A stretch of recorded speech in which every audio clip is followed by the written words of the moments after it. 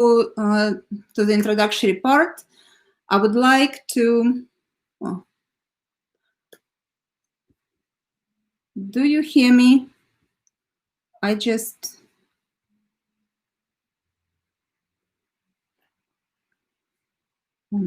Okay. So I hope everything works, because we are testing the new live streaming platform, and we should be live right now on our accounts on Facebook, Twitter, and YouTube. Please feel free to drop off your questions as the comments to this video. I'm Nadia Taiga, director of Snark.art platform, and today I'm very happy to present. I'm happy to present you our first edition of series of Fireside chats with artists, curators, collectors that have started to explore or have already succeeded on the crypto art scene. And we invited Denis Ouch, a contemporary street artist, as our first guest for two reasons. First, he just released on our platform, Snark.art, his exclusively created series of 10 NFTs, Crypto Heroes, which is dedicated to blockchain technology and features cryptocurrencies. And second reason, Denis has started his career as street artist, and then expanded his effort into works on paper and canvases, exhibiting at the galleries, and recently on the curation of one Dutch project, and with our help, Snark.art, he entered crypto art field. So when we say we aim to bridge a gap between traditional art and crypto art, Denis is a perfect example how it happens from traditional to crypto. And now I let Denis get in, and he should be here. Hi, Denis. Hi, Nadia. How are Hi. you? Great to see you. I'm very good. And I already did a very short introduction, and I'm done with my introductory speech. I would like you maybe to say something about you a little bit, and then I would like to kick off with a round of questions. So those of our viewers that are not familiar with your work and you could know you better, and then we'll jump and discover closely your new series, Crypto Heroes. Sounds good? Awesome. Yeah, sounds good. Hello, everyone. Thank you, Snark.art. Thank you, Nadia. I'm grateful to be here with you and do this interview. Thank you for inviting me and letting me present my new series of works, Crypto Heroes. I'm really excited to show it with the world and with the crypto art community. That's cool. So, are you ready for round questions? Yeah, of course. All right. So let's eliminate in the beginning any guesses of your accent as well as mine. Yeah. Are you from? Yeah, I'm from Russia, from St. Petersburg. Okay, great. I lived here for almost 18 years now. But yeah. 18 years in New York, in Williamsburg, right? Williamsburg, Brooklyn, yeah, Bushwick. Yeah, I think America happy to have us. Yeah. How much did you sell your first ever artwork? Say that again, sorry. How much did you sell your first artwork? My first work on canvas I sold for $200. When was that? That was about 10 years ago. All right. And how much was your most expensive artwork? And that was just a year and a half or 2 years ago. I sold it for $10,000, and then there were multiple ones for like 7,000, 6,000, so in that range as well. Right. Yeah. Do you have a crypto wallet as well? I have 3 wallets. I have Coinbase wallet, that's online wallet. Then I have Electrum wallet that is on my computer, and I had another wallet for Ripples that I don't use now. It's just I transferred everything on my Coinbase. Yeah, but you created an artwork that actually called Ripple Bank. Yeah. I have. Yeah, we'll see that later. Do you? Yeah, and just emphasizing the meaning of repo currency as it's really useful tool for banks now to enter crypto world as well. Yeah, and you also have your economics background in economics, so it's Yeah. related to your Yeah, education. I studied business here in the United States. I have a BA in business economics. Yeah. Yeah, Do you I'm think definitely. oh, sorry. No, I'm just going to say that I'm definitely interested to know financial markets and crypto world most. I'm really excited about this new technology, blockchain. That's cool. Yeah. Do you still sell your artworks on the street? With the pandemic, it's hard now, but when the weather is nice, I go. So last time I went maybe 2 months ago, and not so much now. Most of the sales happen online.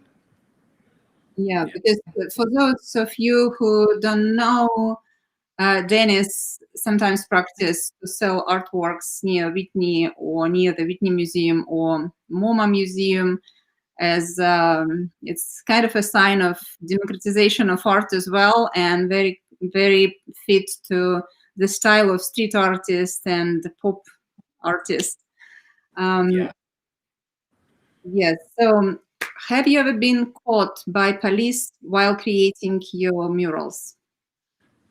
yeah. Twice I was stopped by the police in the process of painting, and unfortunately, I was every time I was let go. I said, okay. I was told I can go, and if it was a bit paste, just take it down and go. And the other one, I was spray painting. So the police officer, she actually just laughed at what I was doing. I was spray painting. Uh, I was saying "ouch" next to Burger King Trump, and yeah, she was not a supporter of his policies and of him, and she just laughed and said, "You can go, no Okay, problem, so don't worry, that's fine." you convince them with your charm and artistic. Yeah, That's she liked the idea. So yeah. who are the artists that influenced you? Well, really, Andy Warhol was the one artist that inspired me to actually pursue art career professionally. I was doing it as a kid at first in Russia, just spray paint as hobby. It was fun, but when I moved to the United States and I was somebody showed me his artworks, I looked at it and I said, "Oh, okay, I can definitely be an artist." And he inspired me like big deal. But I love Basquiat, his lifestyle, his life story, and how it's transparent in his artworks, how it shows his suffering, life suffering in his works. It's really honest art, I think. And I like Malevich's philosophy of black square. Yeah. Yeah, that's of course I Malay. like Van Gogh. And I can definitely see the influence of Andy Warhol in your works, of course. It's very Yeah, recognizable and no, for sure. Yeah, I powerful. think pop art is very powerful in general, and it speaks to everyone. That's why, and once I have an idea that I want to share with the world, and to find a medium like pop art that can speak to as many people as possible, it's ideal for me to bring forth the idea that I have. Yeah. Did you have any formal education in art? No, I studied business. I did art first before college, and then um, I stopped for a while, and then I went to study business. And at the same time, I moved to United States, continued schooling here, and became friends with few artists. And I realized that art is really what I want to do the rest of my life, but I will continue studying business, and it will help me with my artwork, with my selling art, and um, Mhm. in now with the crypto world, with the crypto art, it's perfect for me. Yeah, And because it's like artwork I do is it's it's about financial instruments, about financial situations and financial world. It just me presenting the ideas in art. mhm. And a little bit personal question: what item you always carry with you? Yeah, right now I carry with me is the mask, and it's the item I have to carry with me all the time. So We should protect each other, of course, and yourself. uh-huh. What item you can live without? My phone. My iPhone. It has the camera, so I can take pictures. I make phone calls. I put my notes on it. So iPhone is the one item that I need for everything. Okay, Can't live without it. you Yeah, couldn't live it without. great technology. And the last round, the last questions of our round series. What is the dream spot for your mural art that you would like to do? Every time it changes, but right now I really want to go to Australia and paint um, Saint Kingaroy to commemorate all the sufferings that has been going due to wildfires there last year. I want to paint a Saint Kangaroo, or also go to Africa and paint a Saint Lion near somewhere where people go for safari hunting. That would be great places for me to do a mural right now, I feel.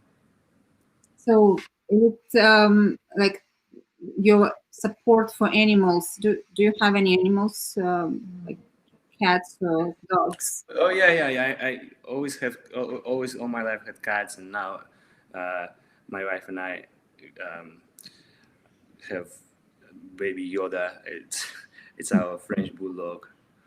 Um, and I was vegetarian. My wife and I were both vegetarians, and Oh, I was a strict vegetarian for 5 years, and I I, I really feel for all the sufferings animals abroad, the animals experience due to people's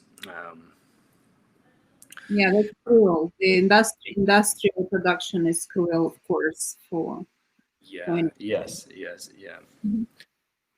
All right. Humans have caused a lot of suffering for animals, and I feel for them, and that's why I created this series, Animal Saints. So you also have a series, right, with animals, as I remember. Yeah, Animal Saints. Mm-hmm.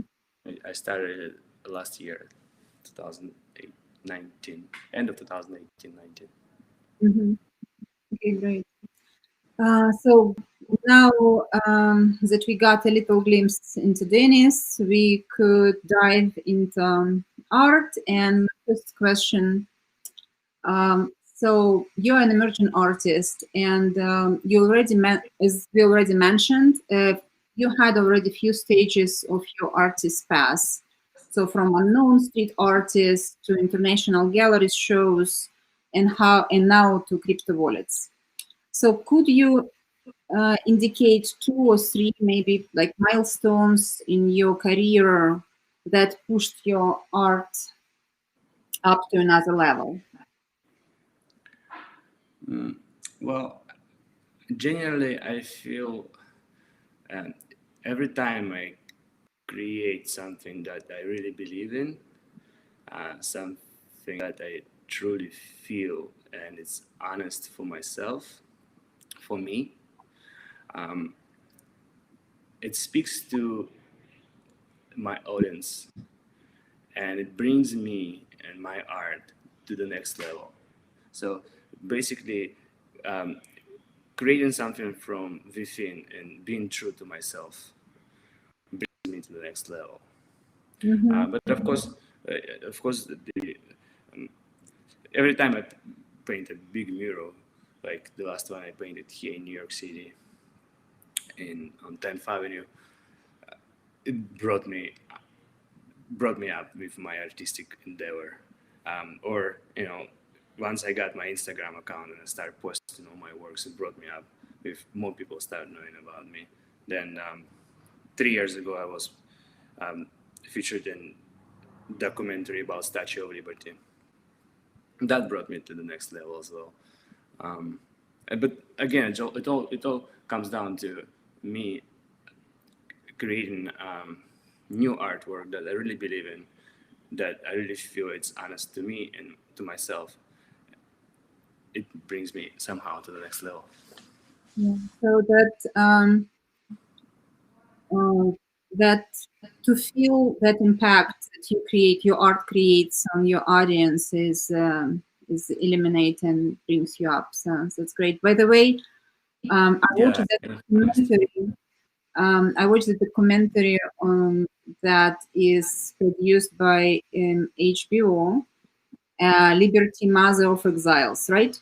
Yep, that's right. Liberty, Mother of Exiles. So you appear there on the 17:48 second, like 17 minutes 48 seconds, selling Okay. your art on the street.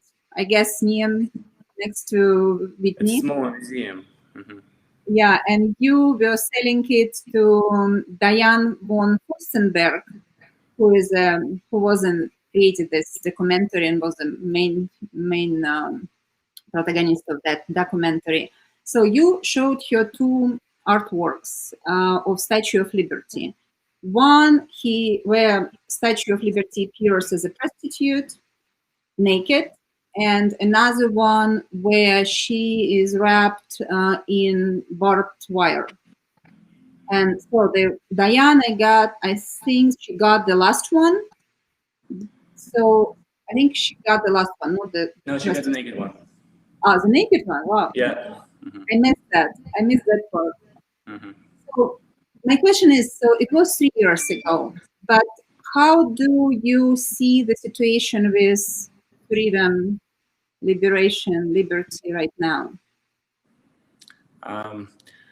Well, liberty is a strange idea. It's freedom and liberty. They differ a little bit. Liberty to be a lawful resident is one thing, and freedom to actually enact and move society further is a different thing. Um, for example, street art was considered a vandalism for the most part, and it wasn't anything that you could do liberally.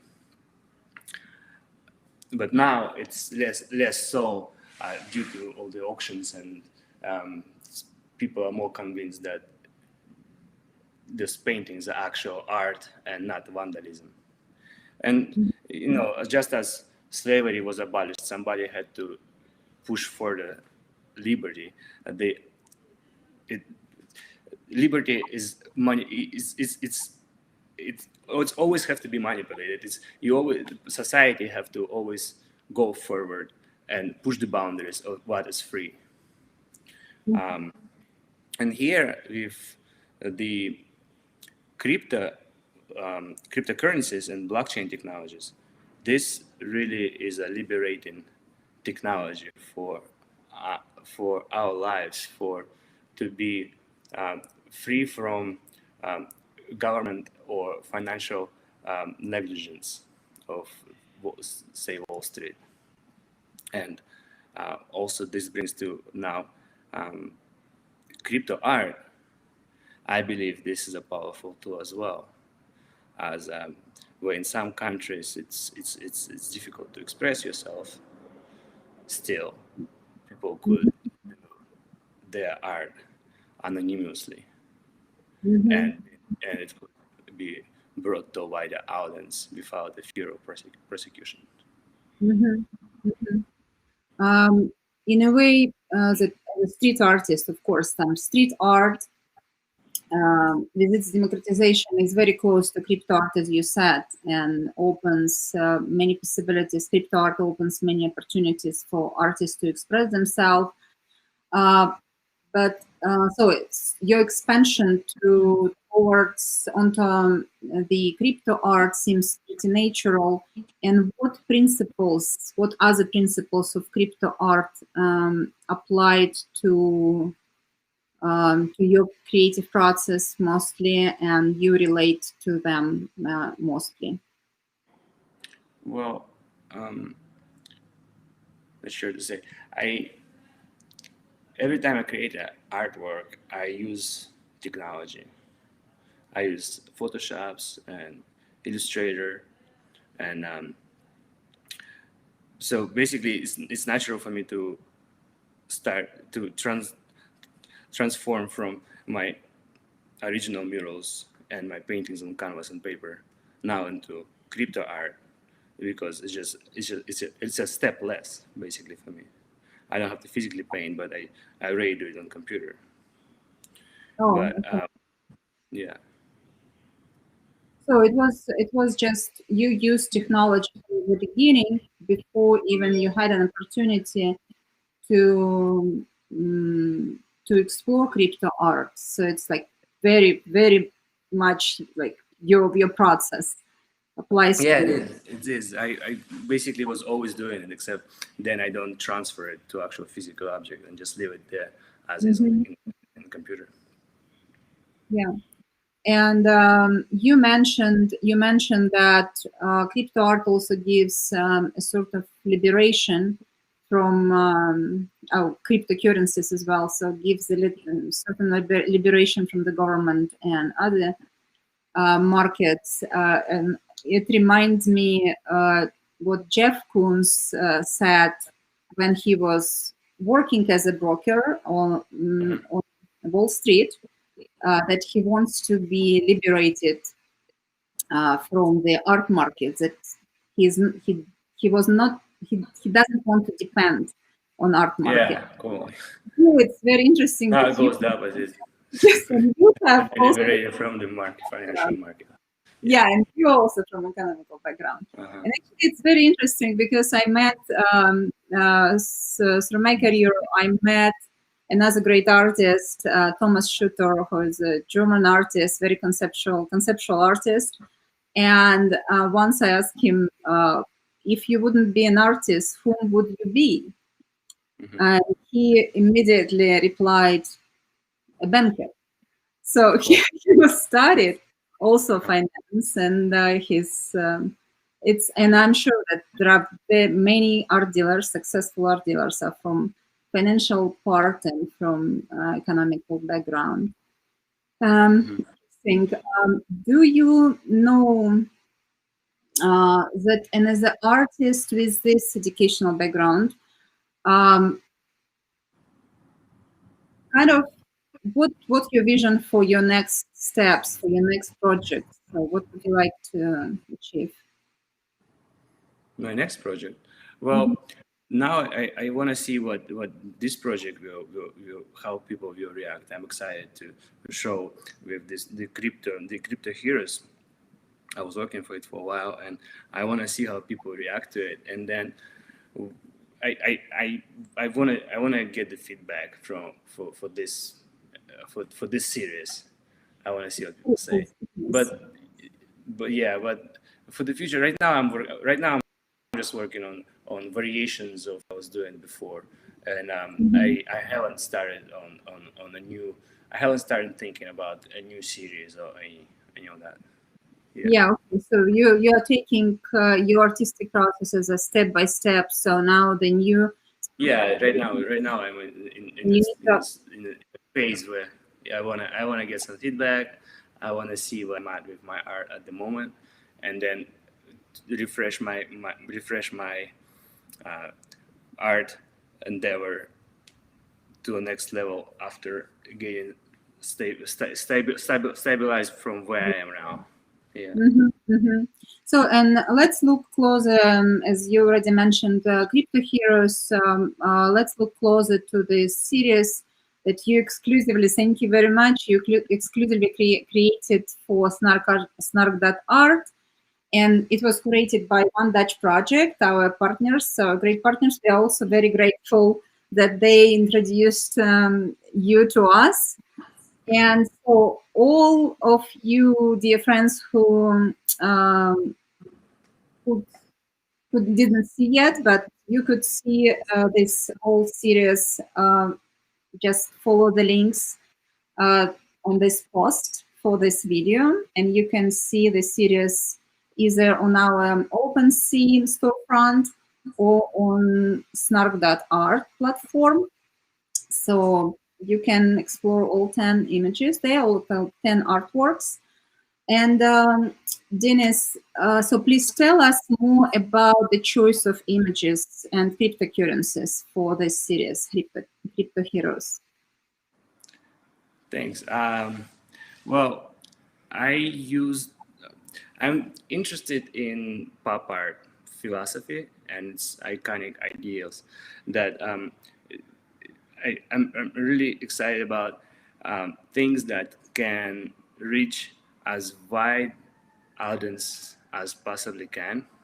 Mm-hmm. Also, I'm lucky that myself, I love a lot of these pop icons like um, Biggie, the hip hop artist, or also or other religious symbols that can reach wide audience. And then I incorporated the crypto symbols to highlight a particular idea I have about the crypto and blockchain technology. So the relation between a character and the certain currency is not random. So you kind of No, like, they're not random. Yeah, it's usually me highlighting a particular feeling or particular idea I have about so, about this blockchain technology. okay, so why, like, let's say Biggie is with Bitcoin, and Ripple Bank and Buddha and Statue of Liberty with Litecoin. So why? Um, Buddha is he's just in nirvana, and it just says nirvana. I think it's very natural for cryptocurrency to emerge out of this Mhm. um, crisis, and once the cryptocurrency are here, but they're here now, it brings on the nirvana. We can transfer our money to bitcoins and Okay. be certain that Nirvana. yeah, we're not going to be manipulated by the banks. Yes. Um, Okay. Repo, it's good for banks to use. Um, This is why I it's really yeah it's Abraham Lincoln there, right?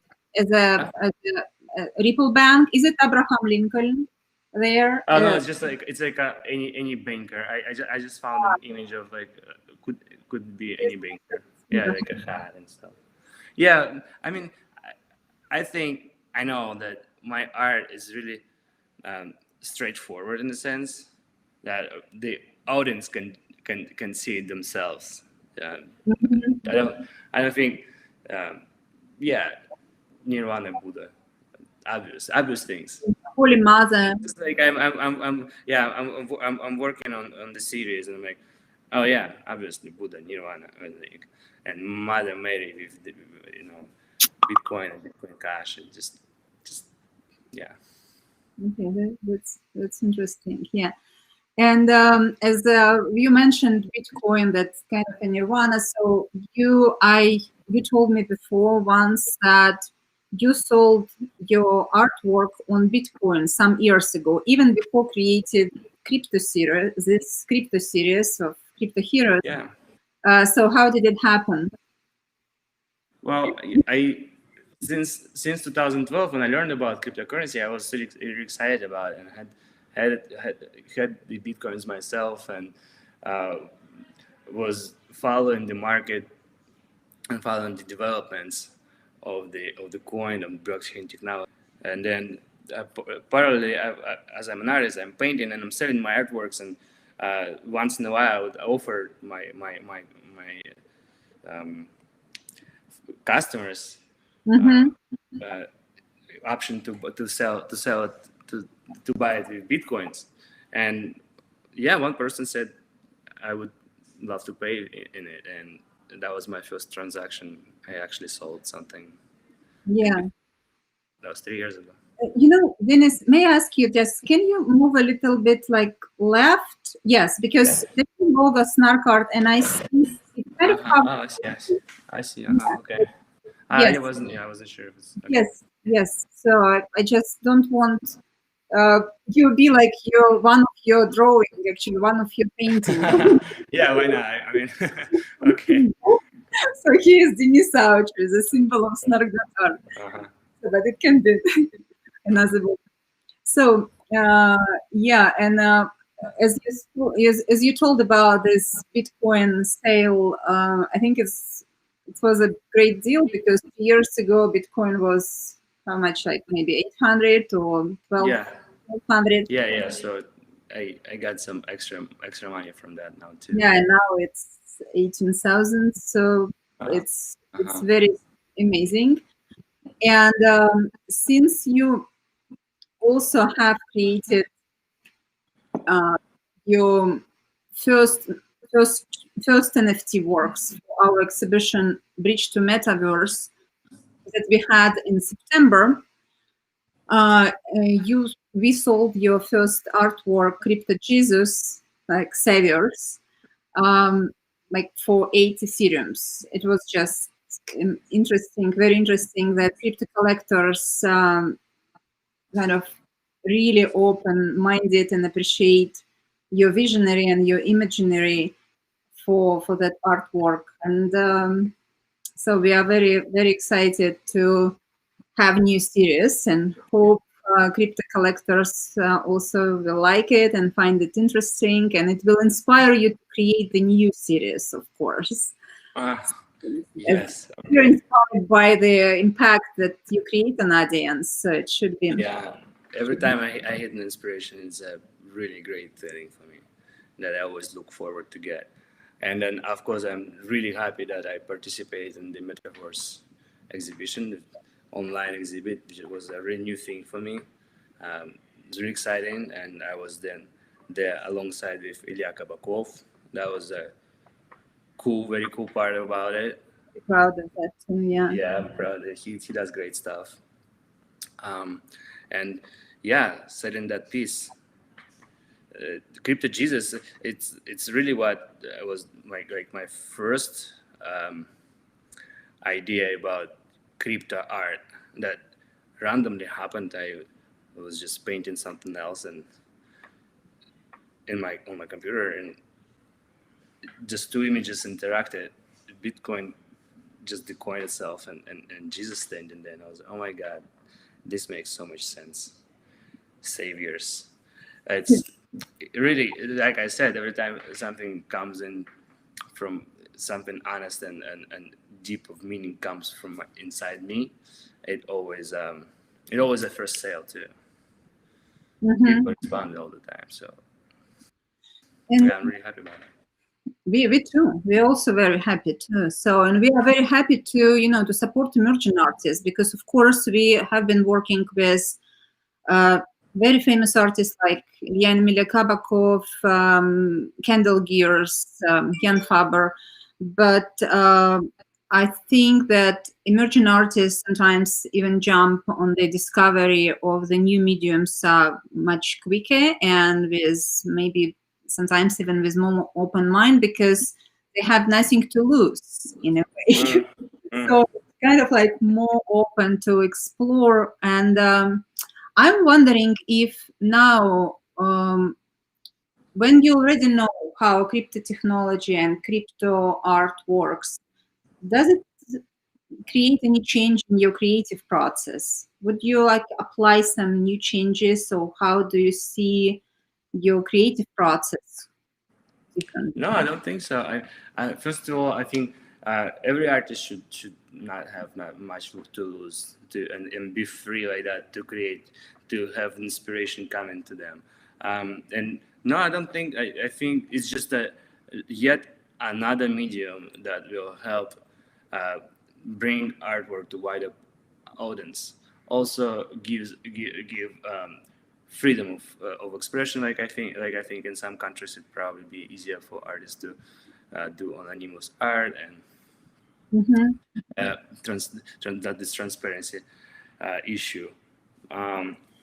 No, I think art will be art, regardless if it's an real wall or if it's digital. Yeah, and this is like the best thing maybe to come closer to already to the end of our conversation, that actually that we titled as From Street Walls to Crypto Wallets. Oh yeah, And okay, there you go. That's it. actually this is your path, and of course you still will be creating murals, and I hope one day pretty soon you will go to Australia and realize your dream. Thank you.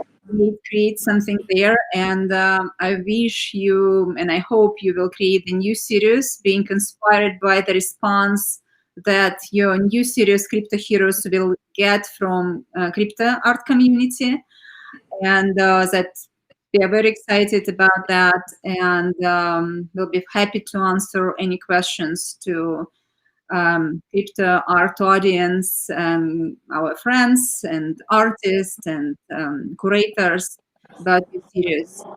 So everyone, Yeah, if someone has a question, I'll be happy to answer it as well. yeah, and I wish we will create a new series too. Okay, thanks. Yeah. Yeah. So, guys, dear friends, if you have any questions, please drop them off in the comments, and we could answer them right now or later. Maybe we'll answer them later. We will send them to Dennis, and he could answer them too. And please explore his new series on OpenSea on our storefront. Link is at this post. And Dennis, thank you so much Thank you for for having me. today.